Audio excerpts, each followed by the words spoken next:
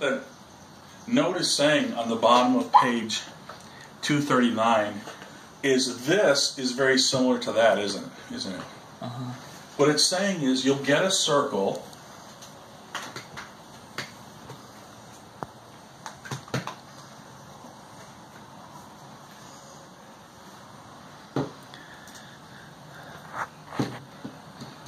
that will be centered on point x equals 2, y equals 3. So that would be this. And now the radius will still be 10. So instead of this being the center and the circle being, it would be 1, 2, 3, 4, 5, 6, 7, 8, 9, 10. So it would be there, and then 1, 2, let me draw this a little straighter.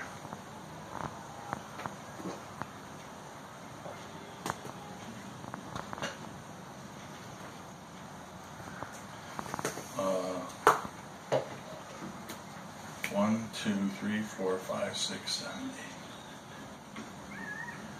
8. And then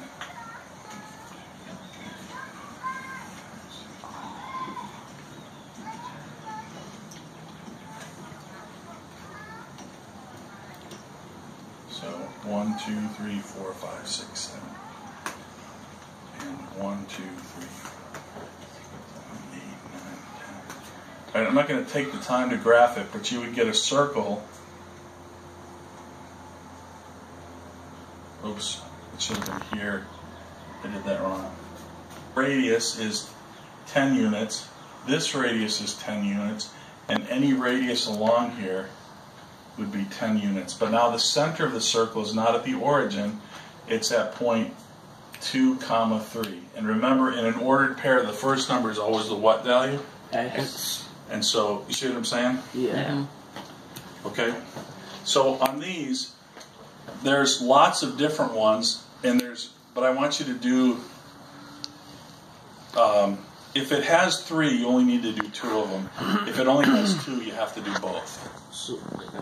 Okay? I guess I'll wait it. The next one is one that's in the form y squared equals 3x plus 9.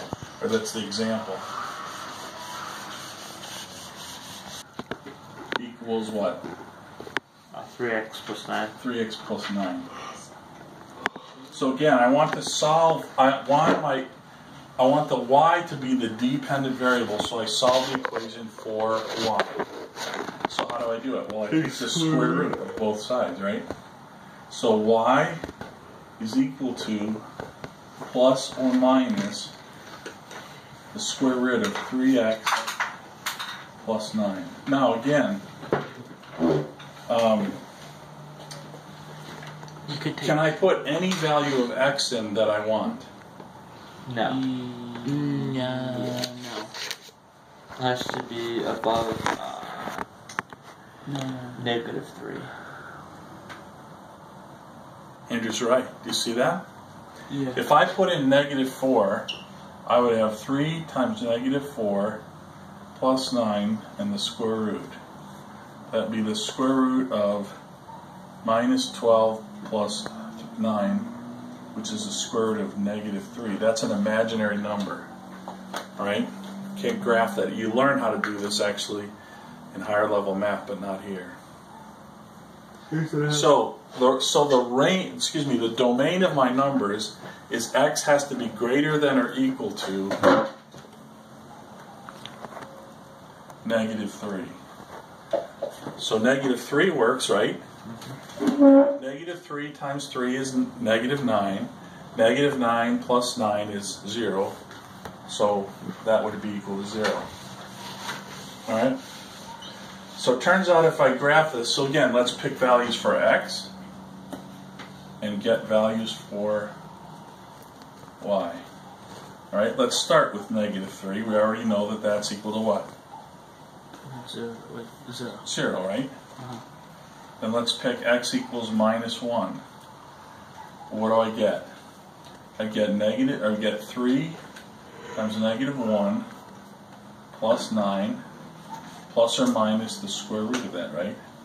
So that's plus or minus the square root of what? 6. 6. I can't really factor that. How about if x is 0? Y is 3. So wait, this answer is plus or minus the square root of 6. Someone plunge that into your calculator. It's going to be 2 point something. 2 point... Right? Then if I put in 0, I get plus or minus what? 3. 3. 3. Then let's see.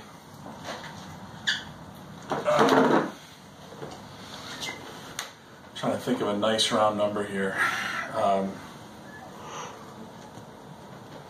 about if I put in, well, there aren't going to be any. If I put in 2, what do I get? 6. 2 times is square root of plus or minus the square root of what? 15. 15. 15, yeah. Which, what is that, Andrew, as a decimal?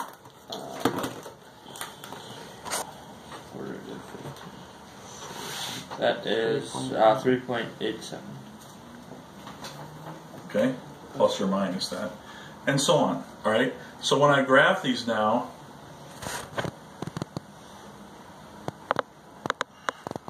one, two, three, four, five, 6, 2, 3, 3. Y is 0, that's that point, right? If x is negative 1, I get plus or minus about 2.5. And I didn't do my charting perfectly. If x equals 0, I get y equals 3 and 3. If x equals 2, I get 3.87 plus or minus, right? So that's a hair less than 4. And so this is going to be the graph. Okay? Now how come this one didn't turn out? It's because x wasn't squared in this? That it didn't turn out to be a circle. That's right. You'll kind of have you'll need to memorize a general form. When you see this, know that you will get a parabola.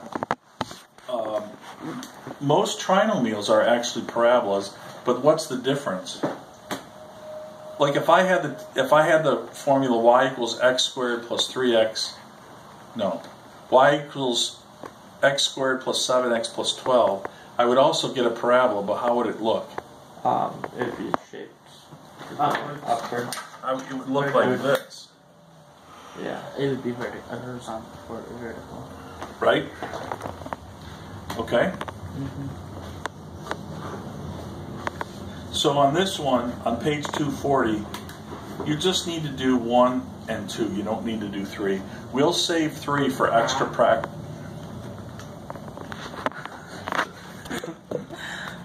All different examples of the next shape. Look at 9.11c. This is it looks similar to a circle, doesn't it? 9x squared plus 25y equals 225. But if you look at it, it's an ellipse. It's like an oval shape. The technical name is ellipse. All right? This. And you put a string of a certain length, like that. And you drew a pencil here. You drew the pencil around like this, you would get this shape. And these are called the foci of the ellipse, those 2 points. Alright, that's not that important. Okay. So then look at 11 point. So I'm not going to graph all of these because the principle is the same. You're going to solve all these equations for y. Alright, so then 9.11d is a hyperbola.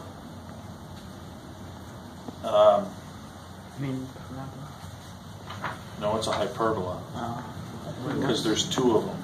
Oh, makes sense. 9 point. And then 9.11e